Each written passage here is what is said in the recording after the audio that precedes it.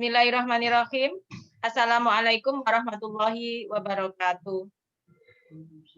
Alhamdulillahilladzi arsala rasulahu bil huda wa dinil haq liyudhhirahu 'alad dini kulli wa kafa billahi syahida. Ibu-ibu, sahabat konita, emak-emak yang hebat, rahimakumullah, apa kabar semuanya hari ini? Kita berdoa semoga panjenengan semua dimanapun berada dalam keadaan sehat, keluarga kita sehat, dan mudah-mudahan kita semua termasuk orang-orang yang beristiqomah untuk senantiasa mengkaji ilmu-ilmu Allah. Minallahumma amin. Yang kedua, salawat serta salam mudah-mudahan tetap tercurahkan kepada Rasulullah Muhammad SAW. Alhamdulillah sampai hari ini kita masih dalam keadaan iman dan Islam. Ibu-ibu, mak-mak tangguh, sahabat wanita yang dirahmati oleh Allah, hari ini insya Allah edisi yang ke-16, tanggal 8 ya, tanggal 9 Oktober 2020.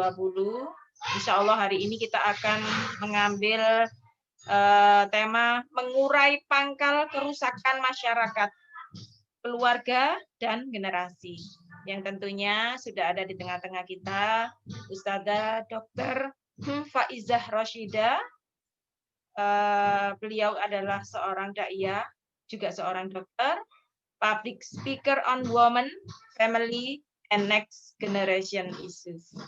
Untuk itu, Ibu-ibu rahimakumullah, mari forum ini kita awali dengan bacaan Ummul Quran Suratul Fatihah. Syai'ulillahi lahumul Fatihah. A'udzubillahi minasyaitonir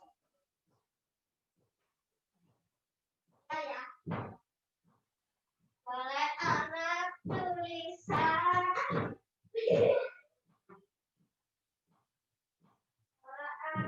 Alhamdulillah, amin Allahumma amin. Baik ibu-ibu, sahabat konita, emak-emak tangguh yang dirahmati oleh Allah, tidak berpanjang lebar karena waktu kita cukup pendek ini ya. Sambil menunggu yang lain, saya persilakan langsung kepada Dr. Faizah Rashidah untuk menyampaikan materinya yang hari ini memang benar-benar rusak ya, kondisi masyarakat memprihatinkan, kualitas generasi juga semakin seperti ini. Untuk itu hari ini semua yang ada di sini saya yakin adalah seorang ibu yang peduli ya dengan generasi, ibu yang peduli dengan pengisi peradaban ini. Mudah-mudahan nanti ada yang bisa kita ambil hikmahnya dan untuk kita laksanakan bersama. Silakan, Ustazah, monggo. Bismillahirrahmanirrahim. Assalamualaikum warahmatullahi wabarakatuh. Waalaikumsalam. Alhamdulillahirabbil alamin. Alhamdulillahilladzi arsala rasulahu bil huda wa dinil haq liyudhhirahu 'ala dini kullihi wa kafa billahi syahida. Asyhadu an la ilaha illallah wa asyhadu anna Muhammadan abduhu wa rasuluh. Allahumma shalli 'ala sayyidina Muhammad wa 'ala ali sayyidina Muhammad. Rabbi shrahli sadri wa yassir li amri wa hlul 'uqdatam min lisani yafqahu qawli. Amma ba'd. Ibu sekalian yang dirahmati Allah, alhamdulillah sore ini kita bisa masuk melanjutkan kembali kajian rutin kita. Yang insya Allah hari ini ibu-ibu mulai diajak untuk menjadi muslimah yang memainkan peran lain selain di dalam rumahnya. Jadi untuk kali ini ibu-ibu baru diajak untuk mencermati dan membuka mata telinga untuk mencoba memahami situasi yang sedang kita hadapi, berbagai persoalan yang menimpa anak, menimpa keluarga yang sudah beberapa waktu kita bahas itu. Dan sebenarnya ada juga kerusakan-kerusakan yang itu menimpa masyarakat. Itu sebenarnya awalnya dari mana? Ujungnya itu di mana? Nah, jadi mungkin akan terasa bahasan kali ini mungkin akan terasa agak ngajak mikir gitu ya. Dan itu bagus saya kira. Jadi jangan khawatir. Ini akan mengajak ibu untuk lebih fokus, konsentrasi, tapi tetap dengan sebuah suasana pembahasan yang akan terasa mencerahkan atau membuat kita itu akan diajak mengetahui bagaimana kesempurnaan Islam dalam menyelesaikan segala persoalan yang kita hadapi. Ini judul yang saya berikan hari ini. Kita akan mencoba mengurai pangkal kerusakan masyarakat, keluarga, dan generasi. Nah, kalau ibu-ibu mungkin sudah pernah ada yang dengar, mungkin kali ini baru mendengar. Kalau kita membuka apa yang menjadi tuntunan Rasul yang sudah disampaikan 13 abad, berabad-abad yang lalu lebih, dari ribuan tahun yang lalu, beliau menyampaikan kepada kita bahwa tidak ada kamus cuek dalam kehidupan seorang muslim. Tidak ada kamus egois, tidak ada istilah egois dalam kehidupan seorang muslim.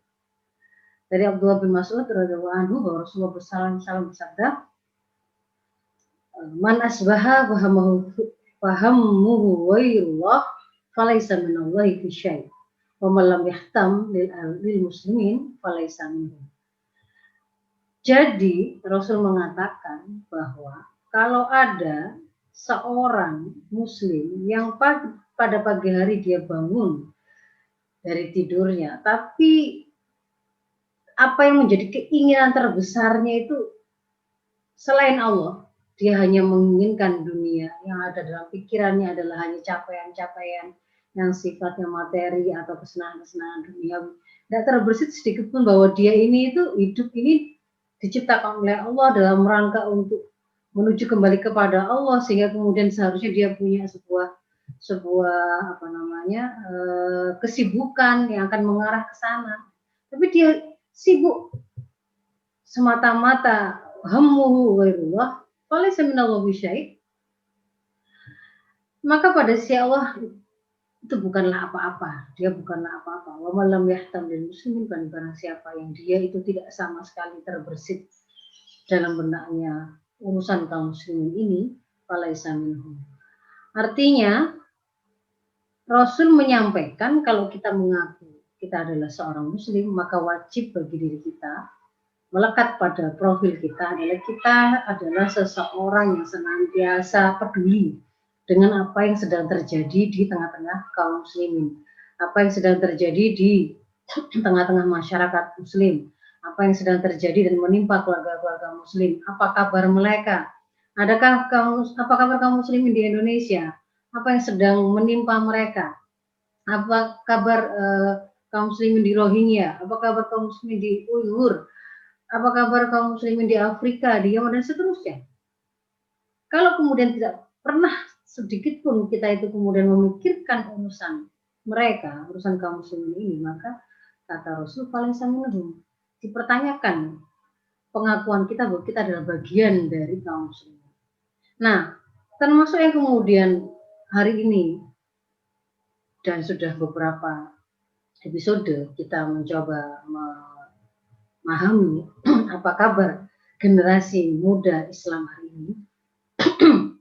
Ternyata kita menemukan sebuah fenomena bahwa hari ini generasi kita penuh dengan berbagai macam problematika yang menghimpit dan membelit mereka. Kalau kita bicara anak-anak muda, anak-anak Islam, anak-anak muslim, generasi muda Islam di Indonesia, sebagai jumlah terbesar penduduk di sini, maka apa yang kemudian kita jumpai dalam berbagai macam ketidaktepatan, permasalahan, sebenarnya adalah anak-anak muslim. Dan mereka menghadapi persoalan itu dalam berbagai bidang. Ya hukum, ya sosial, kesehatan, pendidikan, kekerasan, dan seterusnya. Kita coba lihat satu-satu. Anak-anak yang kemudian harus berhadapan dengan hukum.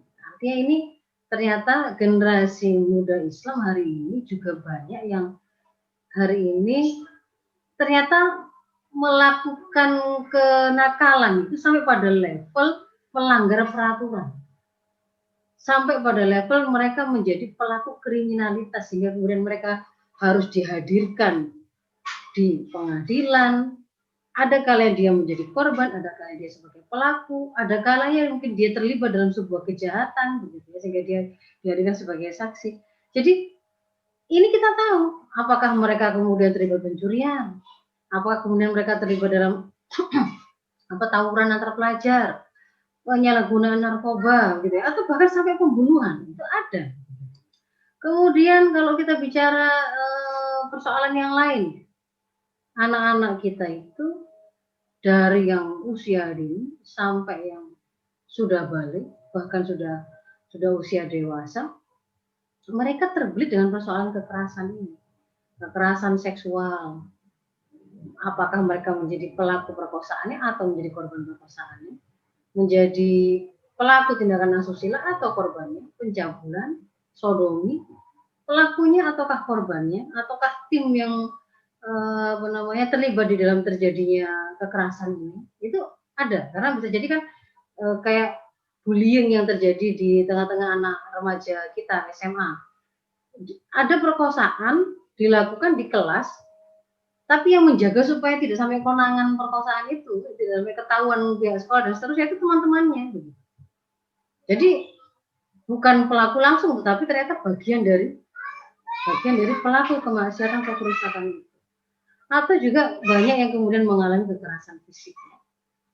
Masa daring ini ternyata kita banyak menemukan anak-anak bahkan menjadi korban kekerasan. Nggak hanya psikis itu dia dimaki-maki, dibilang atau caci maki ibunya, diolok-olok jadi anak yang bodoh ketika nggak ngerti-ngerti diterangkan begitu, sampai ketika tidak sabar ternyata orang tua kandungnya itu pun kemudian sampai melakukan kekerasan fisik, yang memukul, menendang dan seterusnya. Ada juga kemudian terlibat dalam penculikan. Penculikan ini tidak hanya menimpa anak yang usia dini, ada yang menggunakan cara berkenalan lewat sosmed begitu. Para predator anak ini kan mengawasi mana anak-anak yang itu terjamin akses internetnya, mereka hafalkan jadwal kapan anak ini online, dia sudah pastikan, sudah pernah dia coba chat, kalau dia sendirian di rumah, gitu kan ya, kesepian, dia berikan perhatian sedikit, maka anak ini sudah langsung memiliki semacam kepercayaan, karena dia tidak pernah mendapatkan itu dari orang tuanya. Maka kemudian bisa diajak itu, janjian kemana, menghilang berapa hari, pulang-pulang, kemudian mungkin hamil, mungkin gila, mungkin mati, dan seterusnya. Jadi ini juga sesuatu yang kita lihat. Atau bahkan dia menjadi pelaku penculikannya itu. Jadi sama-sama. Yang lain lagi, persoalan yang membelit generasi kita adalah yang kemarin barusan kita bahas. Kesehatan ini karena erat dengan perilaku seksual bebas mereka, yang itu kemudian ternyata tidak hanya mengantarkan pada resiko yang sifatnya sosial, butuh sekolah, yang terkucilkan dan begitu, tetapi karena perilaku seks bebas itu juga penuh dengan resiko. Bisa terjadi kehamilan tidak diinginkan, ketika dipertahankan itu juga membahayakan nyawa mereka, ketika diaborsi itu juga membahayakan kesehatan mereka, gonta-gantinya itu juga mengantarkan mereka ketemu dengan infeksi menular seksual, mungkin karena mereka membeli jasa PSK atau karena memang pola yang bergonta-ganti dengan homo, dengan hetero dan seterusnya.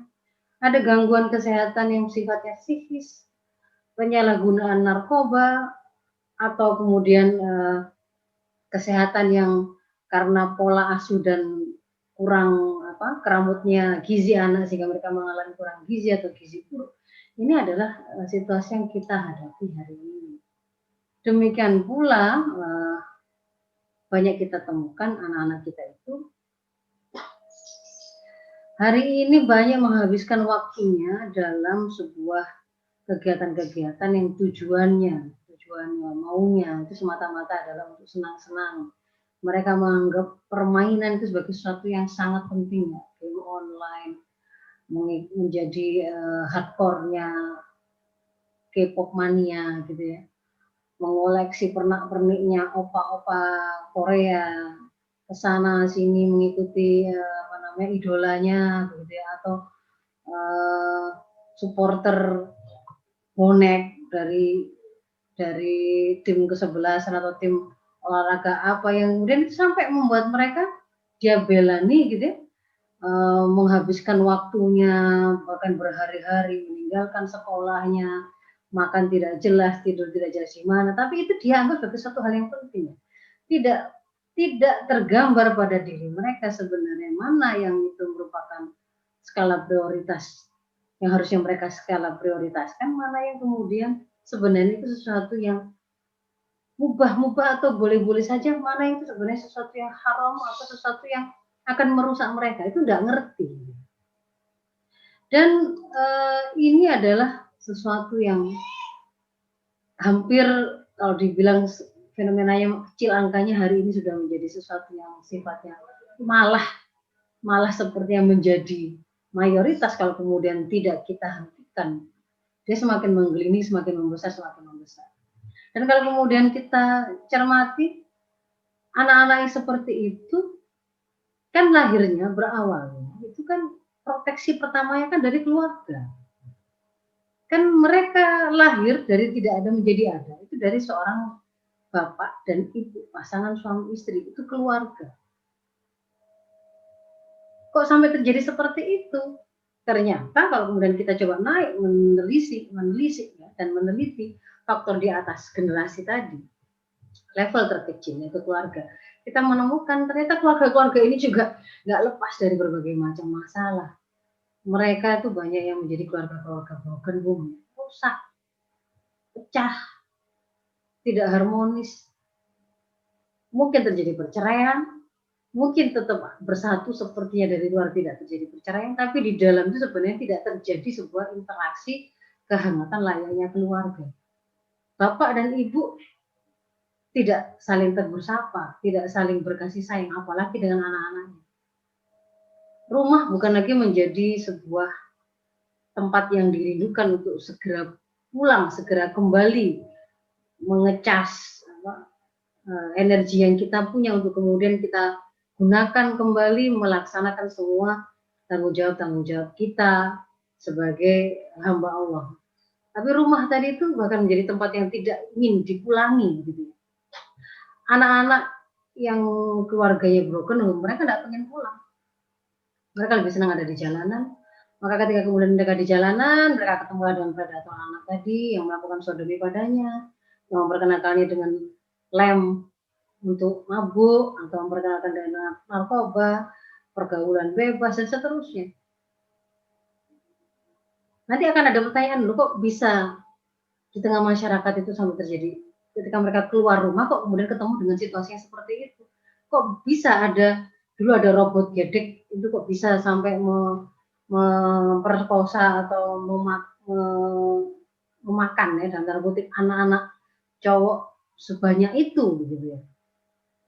Sampai puluhan, ada lagi yang lain-lain, itu kan banyak sekali, ada yang guru, kok bisa sampai kejadian dia bahkan memvideokan bagaimana perkosaannya dia kepada anak-anak muridnya, sekian banyak jumlahnya, puluhan, kok bisa? Itu kan di luar rumah, mereka keluar, rumah nggak aman, mereka keluar di tengah masyarakat, ternyata ketemu dengan situasi yang memungkinkan para predator anak, para pelaku kejahatan, para penjual narkoba itu ternyata berkeliaran dengan bebas.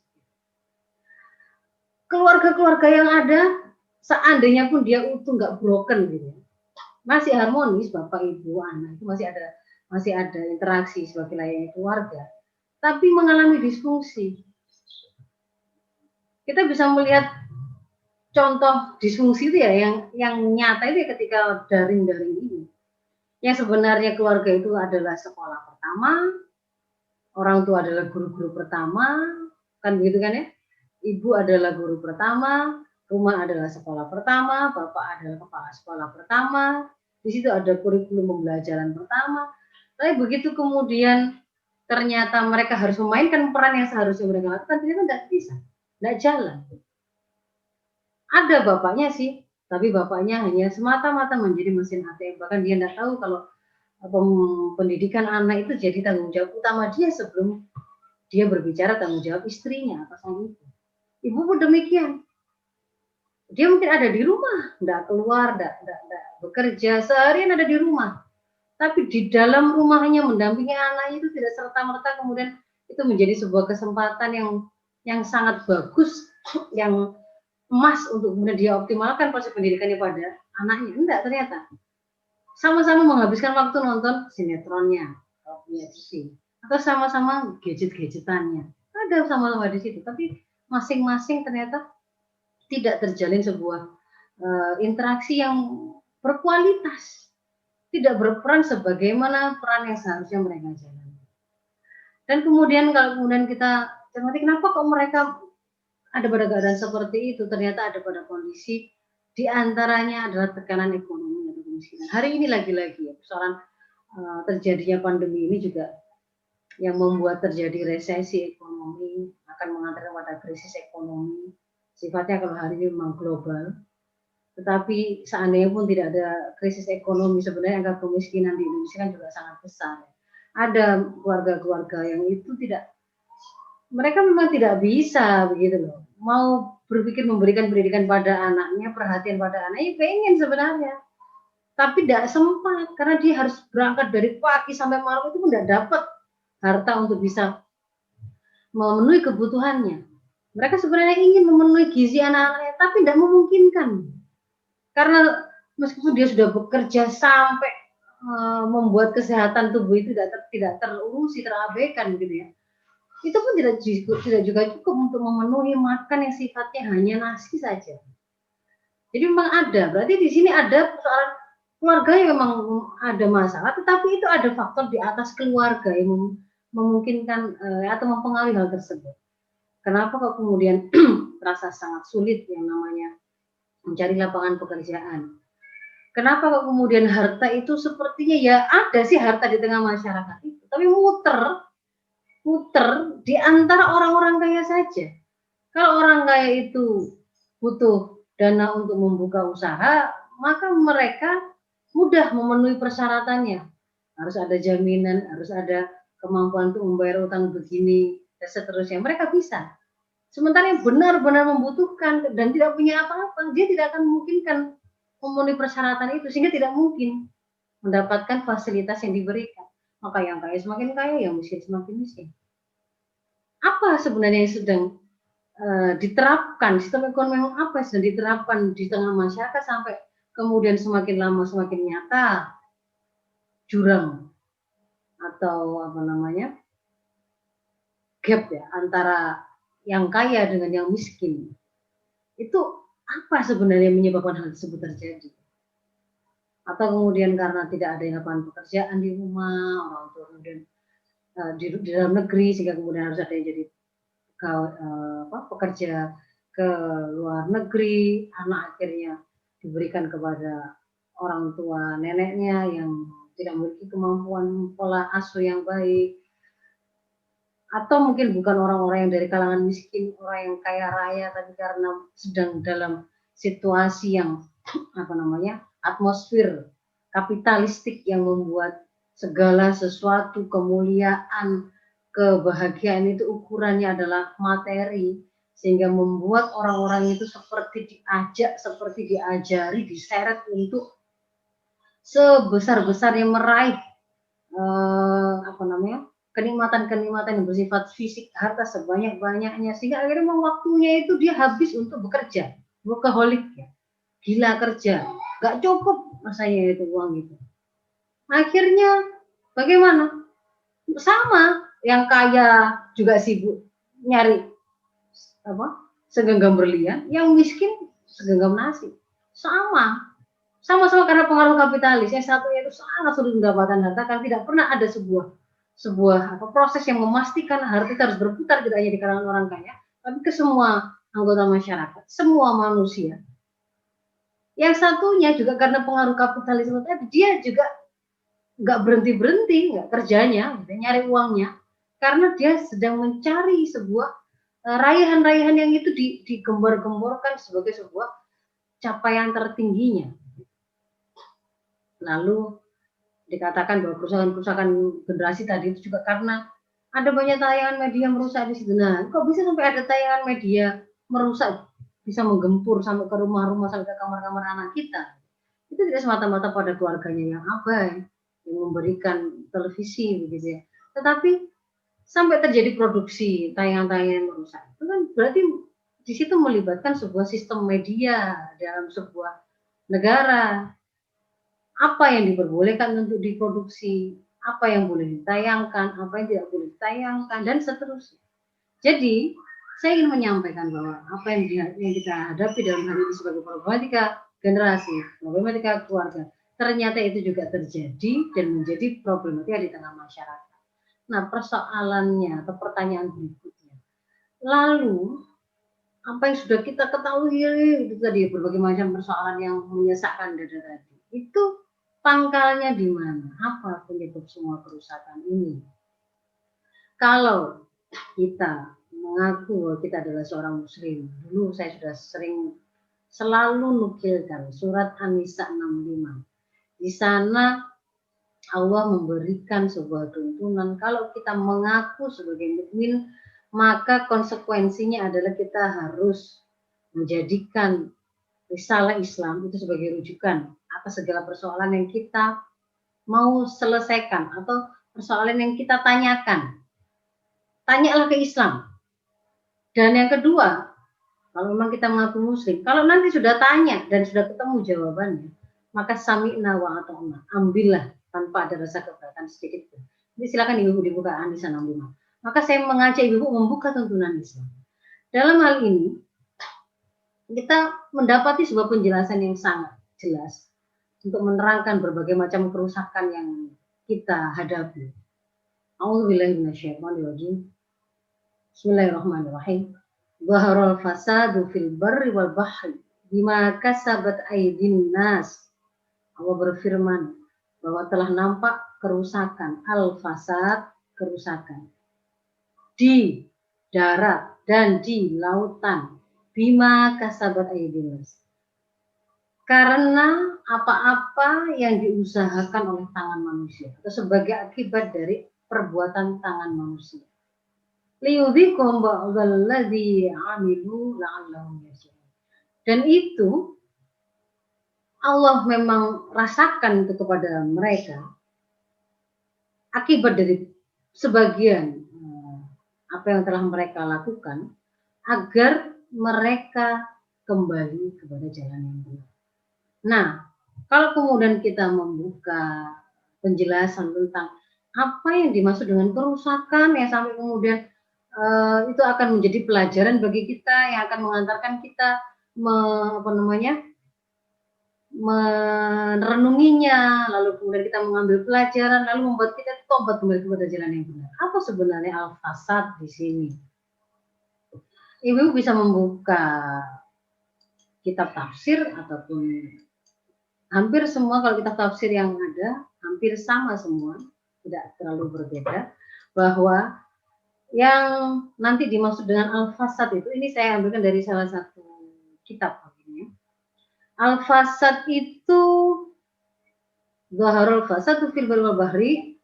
Fil fasad, di dalam kata al-fasad itu ada bisa difahami dengan 4 makna, 4 perkataan. Yang pertama adalah fasad itu kesyirikan.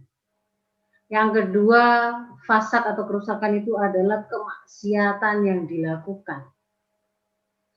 Yang berikutnya adalah fasad itu adalah hujan yang dahsyat yang merusak gitu ya. Kalau hari ini sebuah kerusakan yang misalkan kalau yang kita alami adalah hujan deras yang kemudian mengatakan kepada terjadinya sebuah tanah longsor atau banjir dan yang lain-lain. Kerusakan di darat diantaranya adalah pembunuhan manusia, anak manusia. Atau kalau kerusakan di laut itu misalkan terjadinya perompakan. Nah, terkandung juga di dalamnya kerusakan itu adalah an-zuhurul fasad ulatus. Ketika kemudian kita dapati ada para penguasa yang rusak. Itu ternyata juga kategori di dalam fasad ini. Apa yang kemudian diterangkan di sini tentang makna fasad itu, semuanya hari ini komplit sudah kita temukan ini. Syirik mulai dari yang sifatnya syirik besar ya, kelihatan sekali dia menyembah berhala, menyembah selain Allah, atau kemudian keyakinan bahwa Allah itu membutuhkan yang lain gitu ya. Untuk memberi rezeki kepadanya, dia membutuhkan jimat. Untuk melindungi dirinya, dia membutuhkan jimat atau pertolongan siapa atau benda tertentu misalnya. Itu kan sudah syirik. Kalau dalam sesuatu yang sifatnya kearifan lokal atau budaya lokal, supaya bumi menjadi subur ya, dilakukan larung sajen. Laut tidak marah ketika para nelayan itu mencari ikan, dilakukan gitu tadi, larungan sesajen di lautan dan seterusnya. Atau kalau di darat itu gerbek apa gitu. Kemaksiatan yang bertumpuk-tumpuk. Tadi yang saya sebutkan tadi di depan tadi semua itu bentuk kemaksiatan, perzinahan kemaksiatan, free sex tadi kemaksiatan, orang melakukan homoseksual kemaksiatan, ibu yang memukul anak usia dini kemaksiatan, bapak yang tidak memberi nafkah, tidak mendidik anaknya kemaksiatan, dan tindakan-tindakan kerusakan seperti pembunuhan, perampokan itu tidak hanya di darat dan di laut gitu ya. Artinya itu di darat itu tidak hanya pembunuhan jiwa dengan berbagai macam bentuknya, siram air keras, mutilasi, aborsi sebelum bayi nampak, atau pembunuhan setelah bayi lahir, itu semuanya ada di sini. Tidak semata-mata perompakan di laut ya, bahkan kemudian lautnya itu bisa dibeli, pulaunya bisa digosok ya, bisa ditipu, dimiliki oleh segelintir orang. Gunungnya, hutannya, pantainya itu dimiliki oleh orang-orang tertentu dengan cara curang. Itu kerusakan, dan termasuk dalam hal kerusakan yang nampak atau jelas adalah para penguasa, para pengelola urusan rakyat yang dia buruk. Nah, kemudian kalau tadi kan ada kata-kata bima kasabat aidin nas. Kerusakan itu tadi yang kita sebutkan tadi itu terjadi karena ulah tangan manusia. Yang dimaksud dengan ulah tangan manusia ini adalah bima amilu minal ma'asi faktasabu minal khotoya. Jadi yang dimaksud dengan ulah tangan manusia itu adalah kemaksiatan yang mereka lakukan dan dosa-dosa yang mereka lakukan, mereka usahakan. Apa yang dimaksud dengan maksiat? Apa yang dimaksud dengan dosa? Maksiat atau dosa adalah setiap amal, setiap aktivitas yang itu menyelisihi, yang itu menentang, bertentangan dengan aturan Allah dan Rasulullah. Setiap aktivitas manusia yang itu bertentangan dengan syariat Islam, maka itu adalah kemaksiatan. Kalau syariat Islam mengatakan, memerintahkan, diwajibkan melakukan, menegakkan sholat yang 5 waktu, tapi kemudian orang tidak melakukan atau meninggalkan sholat 5 waktu itu, maka itu adalah maksiat. Kalau kemudian Islam memerintahkan bahwa seorang penguasa adalah melihara urusan rakyatnya, seperti penggembala dengan gembalaannya, maka dia akan memilihkan makanan untuk dombanya, gembalaannya itu rumput-rumput yang segar, menjaganya dari bahaya terjatuh ke jurang, menjaganya dari serigala. Nah, itu adalah tugas dari seorang amir atau imam atau pemimpin. Tapi kalau kemudian ada seorang pemimpin yang malah kemudian melakukan aktivitas membahayakan rakyatnya, misalkan dengan melakukan sebuah penetapan aturan yang misalkan menghalalkan atau membolehkan peredaran miras atau alkohol dengan kadar tertentu, maka itu adalah kemaksiatan atau dosa. Nah, saya lanjutkan. Kemaksiatan atau dosa ini pelakunya itu bisa individual, misalkan orang tadi tidak sholat, dia tidak puasa, dia mabuk, dia zina, itu adalah contoh-contoh kemaksiatan atau dosa yang dilakukan oleh individu-individu tertentu. Tapi juga bisa kemaksiatan atau dosa ini dilakukan secara kolektif. Oleh kolektif ini bisa dua pihak. Bisa masyarakat yang melakukannya, misalkan mereka bersama-sama melakukan pesta Laut Selatan, ngapain? Memberikan sajen ke Nyi Roro Kidul supaya tidak ada gelombang yang ngamuk ketika nelayanan ke sana. Itu kan syirik berjamaah, masyarakat melakukannya.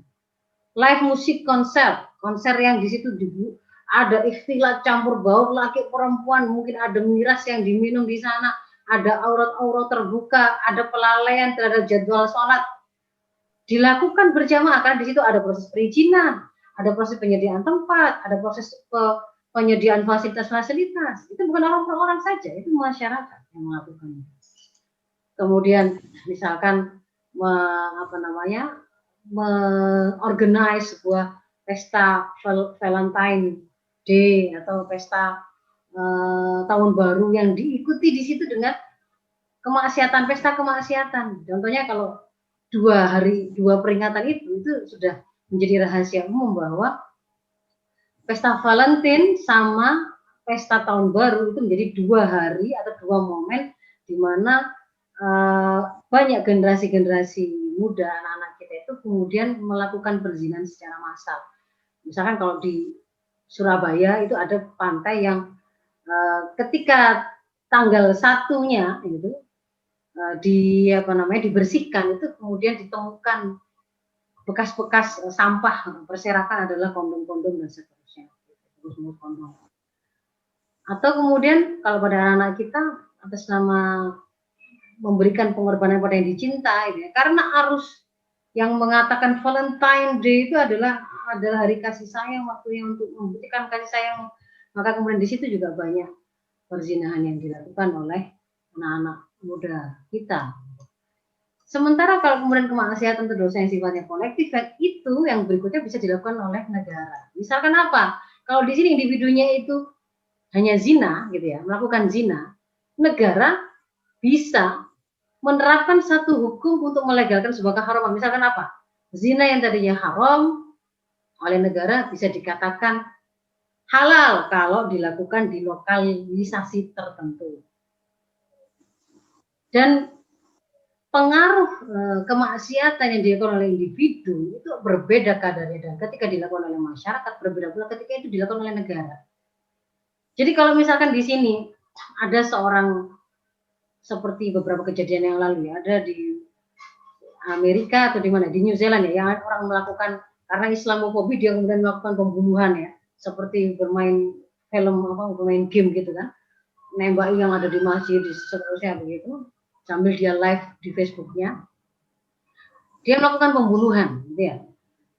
Maka itu pengaruhnya adalah semata-mata pada dia dan korban-korbannya saja, tadi korban-korbannya saja, meskipun bisa jadi jumlahnya satu, bisa jadi juga banyak. Tetapi ketika kemudian ada sebuah kejadian pembunuh tadi itu, misalnya pembunuh tadi itu kemudian dilakukan sebuah proses hukum, dan ternyata setelah nyata bahwa dia telah membunuh sekian nyawa dan melewati pengadilan, ternyata kemudian dia dibebaskan dan dinyatakan tidak bersalah, maka kerusakan yang ditimbulkan akibat keputusan membebaskannya dengan mengatakan dia tidak bersalah itu akan jauh lebih merusak di tengah masyarakat. Ketika orang itu tadi Islamofobi karena ketidaktahuannya sebagai perseorangan gitu ya, lalu dia kemudian kayak yang barusan gitu ya, nyoret-nyoret masjid gitu ya, itu memang ada kerusakan yang dia lakukan. Tetapi kalau kemudian Islamofobi tadi dilakukan oleh negara dan dilegalkan, dijadikan sebagai hukum positif, misalkan apa contohnya? Kurikulum harus dirubah. Semua yang membahas tentang syariah, tentang jihad atau syariah, tentang sistem politik atau sistem pemerintahan, pokoknya yang di luar ibadah ritual itu harus dihilangkan misalkan dalam kurikulum pendidikan anak-anak kita. Kenapa kok sampai terjadi begitu? Karena negara mengalami Islamofobi misalkan. Maka ketika kemudian itu disistemkan, dimasukkan dalam kurikulum, dihapus pelajaran tentang tarikh, dihapus pembahasan tentang hukum jihad, dihapus tentang pembahasan Islam tentang sistem pemerintahan, tentang sistem ekonomi, tentang sistem pergaulan. Pokoknya hanya dibatasi masalah zakat, sholat, puasa, gitu, ibadah ritual saja.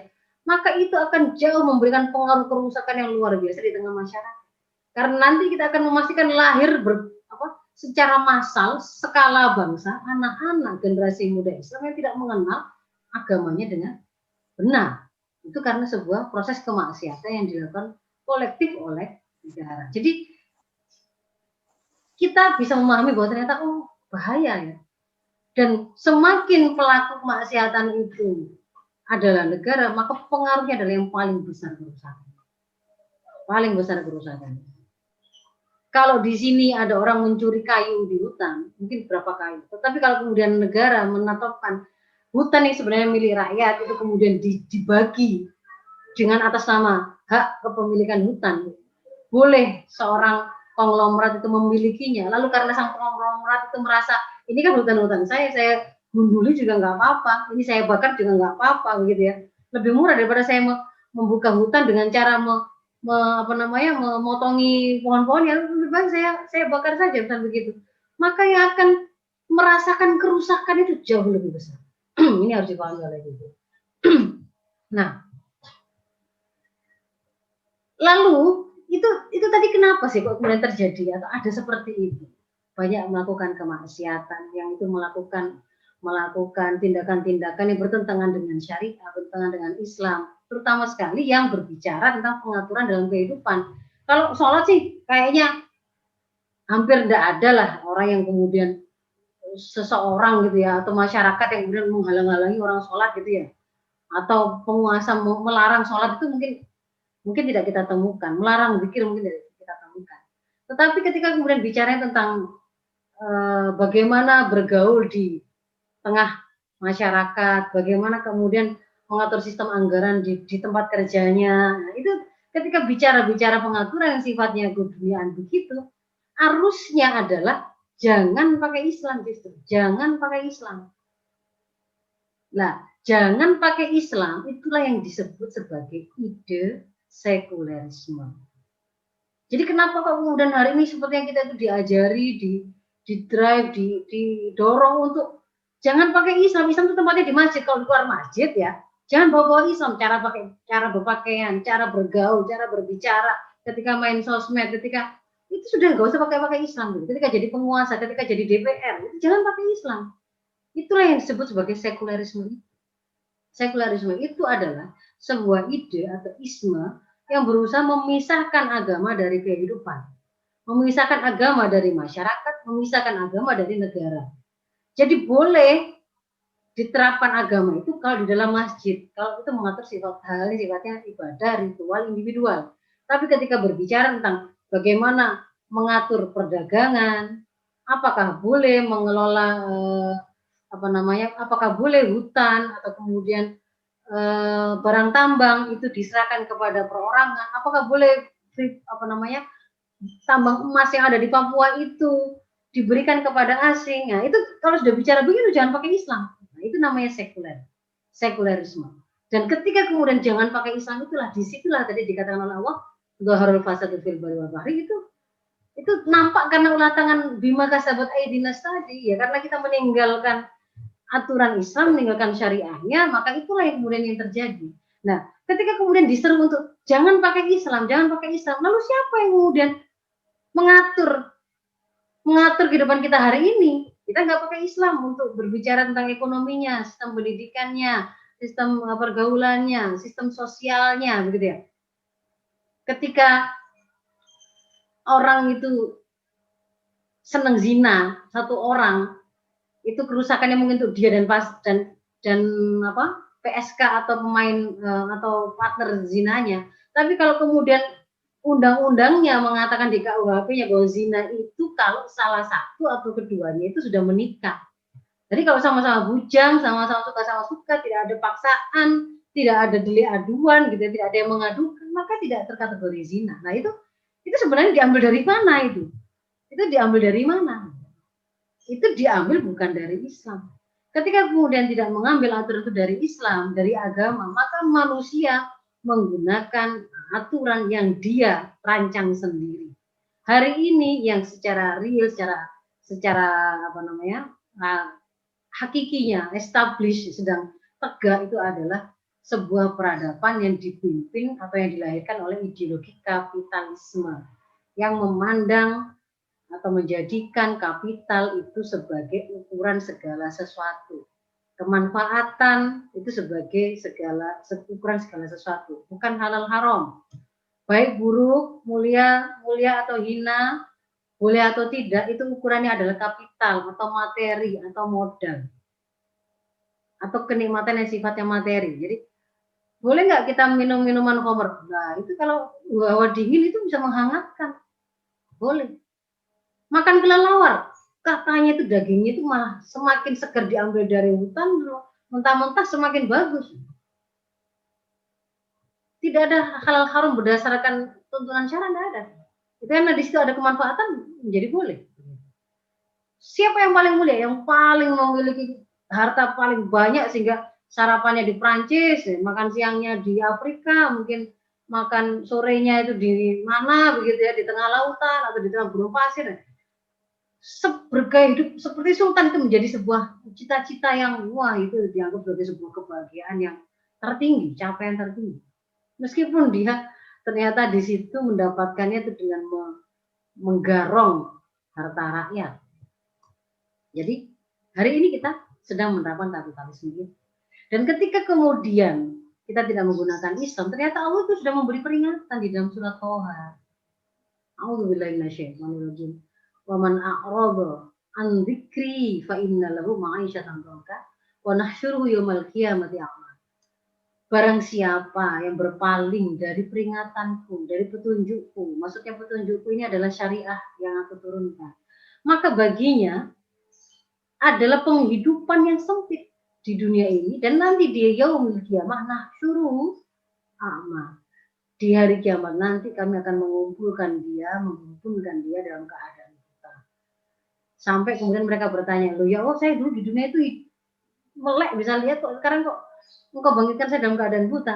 Allah mengatakan sudah datang, demikianlah sudah datang peringatan-peringatan dari pada saat itu kamu pura-pura enggak dengar, pura-pura udah lihat, nah, kamu mengabaikan, maka demikian pula keadaanmu hari ini kami abaikan. Jadi ketika kita meninggalkan Islam itu menimbulkan kerusakan, disampaikan begitu, itu akan menjadi sumber kerusakan. Ditambahi lagi bahwa kalau kemudian kita berpaling darinya, itu konsekuensinya dua, di dunia ini juga, di akhirat juga. Di dunia ini apa? Ma'isyah dhanka, kehidupan yang sempit. Contohnya kayak gimana? Ya ini tadi.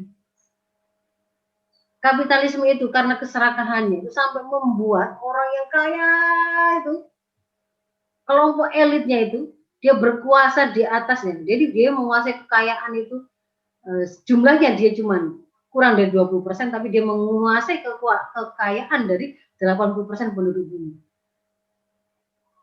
Ketamakan yang dimunculkan oleh ide kapitalisme yang berusaha untuk mengakumulasi modal gitu ya. Dia sudah besar perusahaannya, dia pengen besar lagi, setelah sudah besar di negerinya, dia pengen ekspansi keluar. Maka dia mengusahakan supaya dibuka negara-negara itu dengan pasar bebas. Dia upayakan untuk negara itu dijerat dalam sebuah kesepakatan untuk membuka pasarnya. Ketika sudah membuka pasarnya, dia berhasil membuat investasi di satu negeri ya, di negara yang dia tuju tadi, maka dia berpikir bagaimana akan lebih menguntungkan kalau seandainya di sini saya tidak sekedar investasi, saya bikin pabriknya sendiri, bahan bakunya juga alam, sumber daya alamnya itu juga saya kuasai sendiri, lalu saya mendapatkan tenaga kerja murah juga dari sini, maka dia akan berpikir bagaimana dia melakukan intervensi ke undang-undang supaya membolehkan agar kekayaan alam SDA yang seharusnya milik rakyat bisa dia kuasai. Bagaimana kemudian dia bisa mendapatkan akses melalui undang-undang agar para rakyat yang ada di situ itu sekolahnya itu tidak sampai meminterkan mereka, saya bisa mengenali ada penjajahan yang mereka alami. Pendidikan tingginya mahalkan, lepaskan dari tanggung jawab negara. Tetapi yang pendidikan menengah, yang itu menghasilkan bagaimana caranya bisa menghasilkan tenaga kerja yang terampil tapi murah, diarahkan ke arah vokasi. Kan begitu. Itu sampai kemudian bisa masuk ke perundang-undangan, mereka lakukan itu. Jadi mereka makan satu meja bisa menghadapi sekian banyak makanan. Di tempat lain itu ada rakyat-rakyat yang alamnya itu sebenarnya kaya raya mereka, tetapi tidak mereka rasakan. Emas kita yang ada di Papua itu banyak tontonan tuh dibawa keluar itu. Tetapi kita justru rebutan memperebutkan satu logam emas dalam bentuk olimpiade, itu sangat kita syukuri. Tetapi yang tontonan emas dibawa keluar itu kita diamkan, itu kan sesuatu kebodohan yang sangat nyata. Jadi ini kesempitan, contoh kesempitan yang lain. Karena ketamakan dari kapitalisme itu, maka rusaklah alam ini. Karena hutan itu dibakar, hutan digunduli, banjir di mana-mana. Jadi yang merasakan kerusakan itu tidak hanya manusianya, juga sampai alamnya, sampai ikan-ikan tadi itu ya.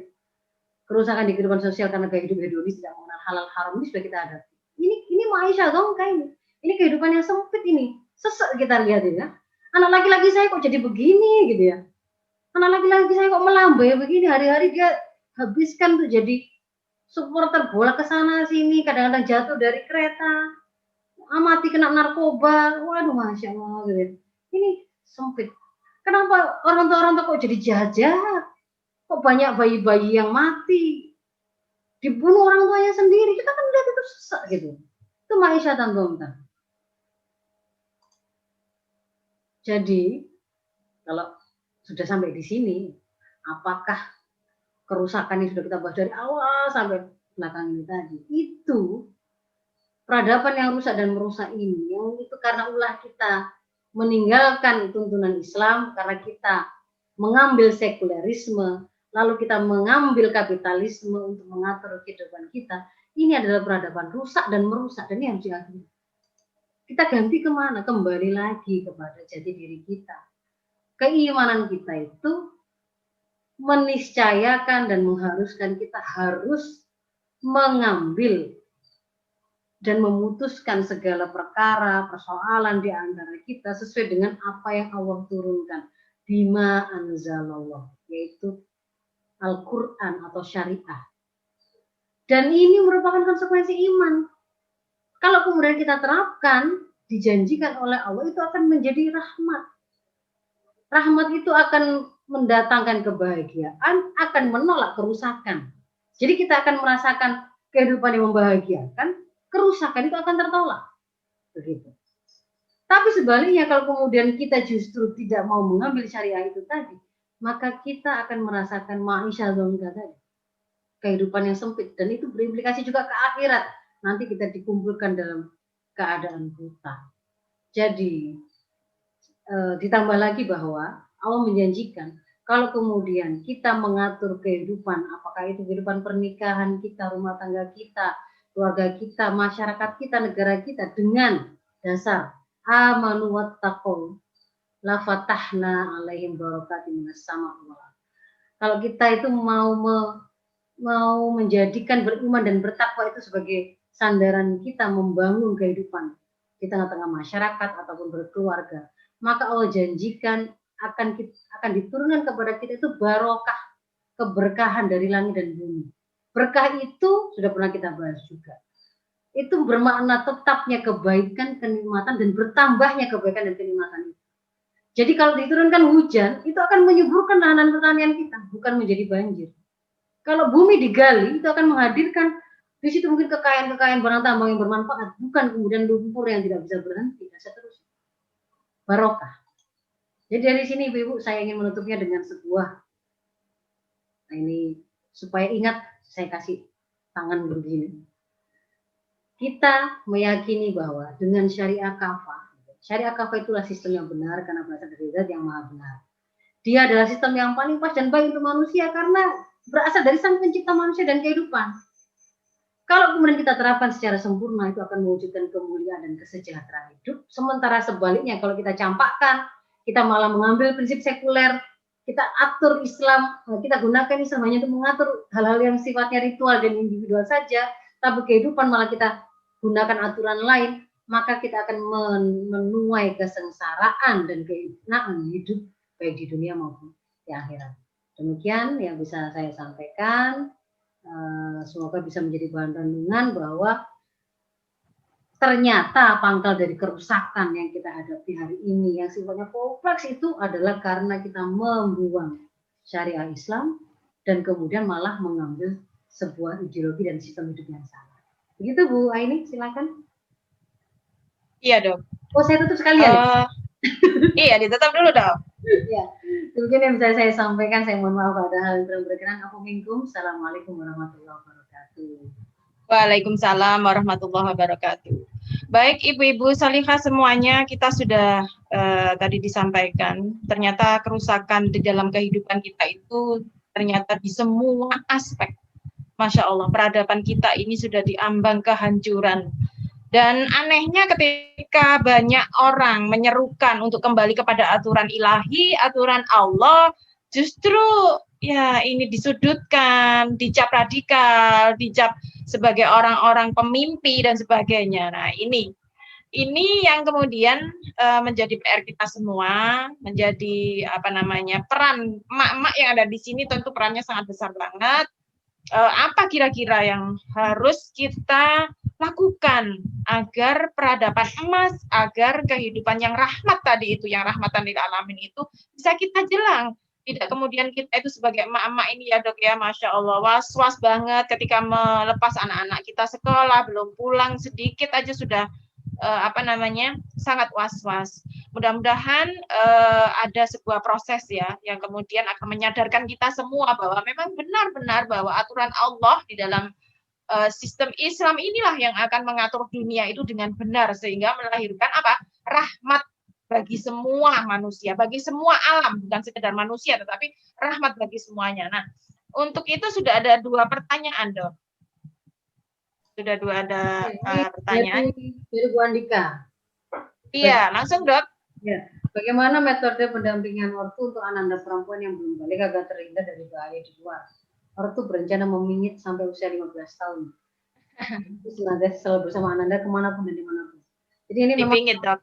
Ya kalau ini sebenarnya gini, kuncinya adalah kita menyiapkan anak untuk memiliki profil siap untuk mengarungi kehidupannya ya di dunia ini sebagai hamba Allah dengan cara yang benar karena sudah kita bangunkan profil saksi Islam, kepribadian Islam yang kuat ya, pemahaman tentang siapa jati dirinya, apa tujuan hidupnya, untuk bagaimana caranya dia menjalani kehidupan ini, bagaimana dia mempertanggungjawabkan kehidupan yang dia miliki, dengan cara apa dia kemudian menjalani setiap episode hidupnya, ya, apakah dia bergaul dengan cara seperti ini itu benar, apakah dengan memakai baju seperti ini adalah tepat, apakah menyibukkan diri dan kegiatan seperti ini adalah hal yang mulia ataukah tidak. Itu ketika itu sudah kita berikan modalnya, maka kemudian kita insya Allah itu menjadi sebuah modal awal untuk menjadi kontrol dari bagi sang anak. Meskipun kita tidak melepaskannya kemudian secara mutlak begitu ya. Tetap paling tidak kan seandainya pun kita jauh itu kan komunikasi berusaha dijamin, nasihat tetap disampaikan, doa tetap dilantunkan.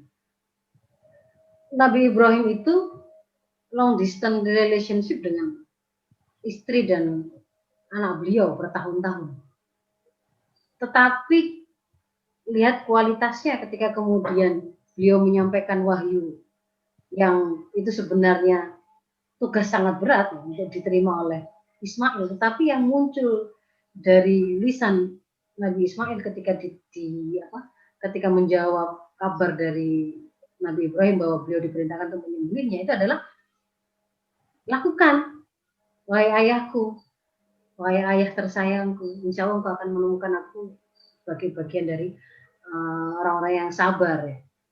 Jadi itu ada pelajaran tersendiri tentang kalau itu seandainya long distance relationship itu. Ada pertama kuncinya adalah pada kekuatan sang bapak itu sudah selesai mempersiapkan istrinya sebagai bagian dari yang dia pimpin untuk kemudian tahu apa yang harus dia lakukan. Jadi ketika ditinggal di gurun pasir sendirian itu istrinya kan juga tidak protes begitu. Dia hanya bertanya, apakah memang Allah menyuruhmu untuk meninggalkan saya di sini? Iya. Begitu sudah diberitahu bahwa iya, itu sudah. Tidak kemudian, kamu ya, bagaimana? Enggak ada begitu-begitu. Itu karena sudah selesai, sudah diselesaikan oleh beliau. Mempersiapkan istrinya itu dengan pemahaman yang seharusnya. Nah sebenarnya dengan anak juga begitu. Tapi harus diperhatikan juga memang lingkungan masing-masing yang melingkupi dia ya. Kalau anak itu ada di Indonesia mungkin berbeda dengan kalau ada di negara-negara barat yang mungkin arus kemaksiatan itu jauh lebih masif ya ketimbang di sini. Kalau di sini mungkin masih biasa dengar azan, masih biasa melihat orang sholat, misalnya begitu. Tapi kalau kemudian di tempat yang tidak terbiasa kultur-kultur yang memperkenalkan atau syiar-syiar Islam, mungkin memang akan justru proteksi yang dilakukan oleh orang tua lebih ekstra lagi karena tidak bisa mengandalkan komunitas atau masyarakat, tidak ada amar ma'ruf nahi munkar di masyarakat yang tidak mengenal Islam, juga tidak bisa mengandalkan proteksi dari negara. Jadi sebenarnya kalau usia sudah 15 tahun ini, ya dia sudah menjadi baligh, mukallaf, dia sudah memiliki kebebasan untuk kemudian menentukan melakukan apa saja yang dia lakukan sesuai dengan tanggung jawabnya sebagai seorang mukallaf tadi. Tapi kalau sebelum itu mau kemudian orang tua berencana ngintili kemana saja sampai usia 15 tahun atau tidak terserah, tapi yang jelas bukan kuncinya itu bukan pada mengintilinya tadi, bukan senantiasa membersamainya itu, tetapi adalah proses menyiapkan dia pada saatnya dia dilepaskan, dia memang sudah disiapkan. Tapi kalau hanya di kemana-mana ditemani tapi dia tidak pernah disiapkan, itu juga bahaya. Orang tua itu tidak selamanya ada di situ untuk menjaganya gitu. Dan itu tidak adanya orang tua tidak menunggu usia 15 tahun anak, mungkin pada waktu masih kecil. Jadi kita itu penjagaan kita, pendidikan yang kita lakukan selalu sandarannya adalah kepada kekuasaan Allah. Kita menitipkan anak kita penjagaannya, kesehatannya, keamanannya, rizkinya itu Allah, di tangan Allah. Kita bangun keyakinan hal yang sama pada dirinya. Sehingga dia juga tidak kemudian mengira bahwa hidupnya itu dikendalikan dan ada di tangan orang tuanya. Itu malah berbahaya. Mungkin itu. Jadi kalau masalah usul saja mau hari ini saya merasa nggak aman, itu bagian dari ikhtiarnya orang tua. Kalau memang menurut pandangan orang tua ini nggak aman, kalau saya biarkan sendiri, ya harus malah didampingi. Iya, ya begitu. Begitu Mbak Andika. Jadi intinya adalah intinya bukan pada ngintili ya, tetapi bagaimana menyiapkan anak, menciptakan rasa takut bahwa dia diawasi oleh Allah. Itu yang lebih penting. Apalagi di Perancis ini ya, nggak tahu seperti apa ini. Jilbab aja dipersekusi banget ya di sana. Masya Allah, mudah-mudahan Mbak Andika diberikan kekuatan Allah ya untuk pendidikan anak di sana. Yang kedua Dok, ini dari Bunda Muhaimina, sudah masuk ke chat saya. Apa sajakah peranan ibu? Nah ini dia Ustazah. Peranan emak-emak ini loh ya, untuk meminimalisir menghadapi kerusakan generasi di lingkungan, keluarga, dan juga di masyarakat. Ini emak-emak punya peran apa gitu Ustazah? Oh enggak? Yang pertama, nggak boleh panjang, cukup 3 menit. 2 menit aja, 2 menit ya. Jadi boleh, ya. Peran ibu yang pertama adalah dia pendidik, guru dan pendidik anak-anaknya. Yang berikutnya, ini nanti silakan dibuka episode pertama ya Bu ya, jadi diri muslimah. Jadi kita itu pasti akan menduduki posisi sebagai hamba Allah, sebagai anggota keluarga itu juga berawal dari kita menjadi anak, lalu mungkin kita menikah, kita menjadi istri, kemudian kita menjadi ibu karena kita melahirkan anak, dan kita juga menjadi anggota masyarakat. Jadi semua peran ini tuh bukan ketika kita jadi istri maka jadi hamba Allahnya menjadi hilang. Kalau kita jadi ibu, jadi istrinya menjadi hilang, nggak gitu. Karena ini nambah, amanah yang nambah tidak menghilangkan yang lama. Sehingga kemudian harus disempurnakan semuanya. Bagaimana cara menyempurnakannya? Sampai pada tataran skala prioritas amalnya pun itu harus sesuai dengan tuntunan syara. Nah, kalau kemudian kita ingin melindungi anak kita, bagaimana supaya dia itu tahan dari gempuran kerusakan, yang pertama berarti kita harus sempurnakan kewajiban kita sebagai guru dan pendidik anak kita untuk menyelesaikan, mempersiapkan dia siap menjadi mukallaf pada saatnya dia menjadi mukallaf. Itu sudah terbentuk syahsiah Islam yang kuat pada dirinya.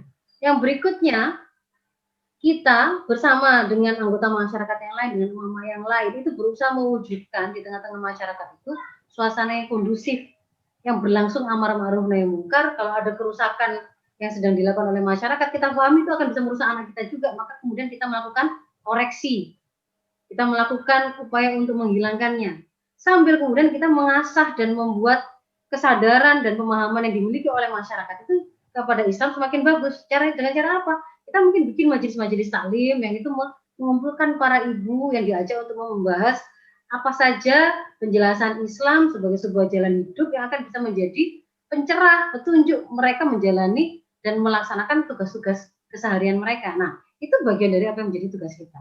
Termasuk nanti kalau ibu-ibu ternyata ada emak-emak yang itu merupakan intelektual, itu mubaligho, itu ustazah, itu penulis, ada peran lain yang bisa dilakukan. Dia bisa terlibat dalam aktivitas mengoreksi kebijakan yang salah dengan menulis artikel atau menulis status di sosmednya, atau dia kalau intelektual itu mungkin dia akan melakukan hearing ke DPR, atau dia memberikan peringatan kepada penguasa dan seterusnya. Jadi mama itu sebenarnya selain ibu bagi anaknya, dia juga ibu bagi generasi secara umum. Karena kita itu tidak hanya nggak rela anak saya berzina, tetapi saya juga nggak rela semua generasi muda Islam itu berzina. Bukan saya itu hanya nggak rela kalau anak saya itu sekolah SD, lalu kemudian dia tertimpa sekolah yang bobrok. Bukan karena itu anak saya, tapi saya juga nggak akan rela kalau ada anak-anak SD lain, karena negara kemudian AB sampai sekolahnya itu bobrok, menjatuhi mereka, saya tidak rela. Maka itu kita katakan kita itu juga ibu generasi, gitu. Begitu Bu Aini? Ya. Tidak bisa kita tambah? Ya, begitu Bunda Muhaiminah, Masya Allah peran kita itu ternyata nggak bisa remeh ya. Mama ini ternyata perannya cukup dan sangat strategis karena dia itu adalah ibu generasi, ibunya siapapun, ibunya anggota dewan juga punya emak, presiden juga punya emak. Maka peran kita, insya Allah yang saya tangkap dari Ustazah tadi, jadilah istri yang cerdas dengan Islam, jadilah emak yang cerdas, ibu ya, emak yang cerdas dengan Islam, dan jangan lupa peduli dengan apa yang terjadi dan apa yang menjadi kerusakan di sekeliling kita, dan kita bergerak untuk menjadi perempuan penggerak di tengah-tengah umat ini. Begitu Ustazah kira-kira nggih. Baik Ibu-ibu rahimakumullah, semakin lama episode kita, insya Allah kita akan semakin ingin tahu banyak tentang Islam kafah ini. Mudah-mudahan kita semua berdoa apa yang kita lakukan sore ini menjadi pemberat amal bagi kita di yaumil akhir nanti, dan kita disejajarkan oleh Allah menjadi bagian dari orang-orang yang peduli, karena kita sendiri adalah orang yang menuntut ilmu, mencari agar kita menjadi baik dan dan agar masyarakat kita itu juga menjadi baik. Seperti itu, maka jangan lupa Ibu rahimakumullah, kita ketemu lagi di sore Jumat depan, masih tetap di dalam kajian Muslimah Tangguh, sahabat Konita, sahabat kuat dalam taat. Itu dari saya akhiri. Wabillahi taufiq wal hidayah. Wassalamualaikum warahmatullahi wabarakatuh.